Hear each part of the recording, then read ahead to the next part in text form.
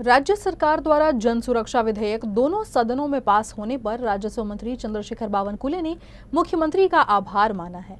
उन्होंने कहा कि जन सुरक्षा कानून बनने से महाराष्ट्र नक्सल मुक्त राज्य की दिशा में आगे बढ़ रहा है। ऐसे में ये कानून काफी मददगार होगा। मी संयुक्त समितीच्या 5 बैठक घेतल्या, त्यामध्ये माननीय अंबादास दानवेजी, जयंत पाटीलजी,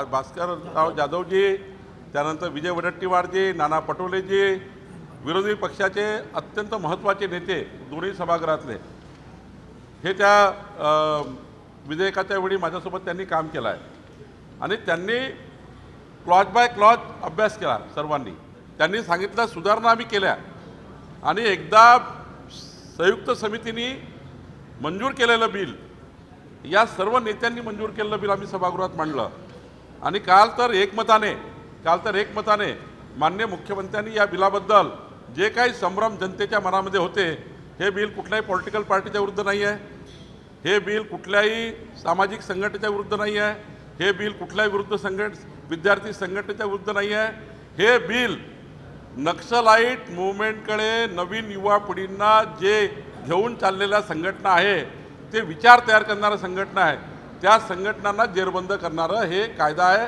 त्यामुळं या विधिमंडळातल्या सर्व सदस्यांनी काही आपल्या पक्षाकरता बोलावं म्हणून बोलावं लागतं विरोधात, पण सर्वच पक्षाच्या सर्वच नेत्यांनी या बिलाला समर्थन दिलं आहे।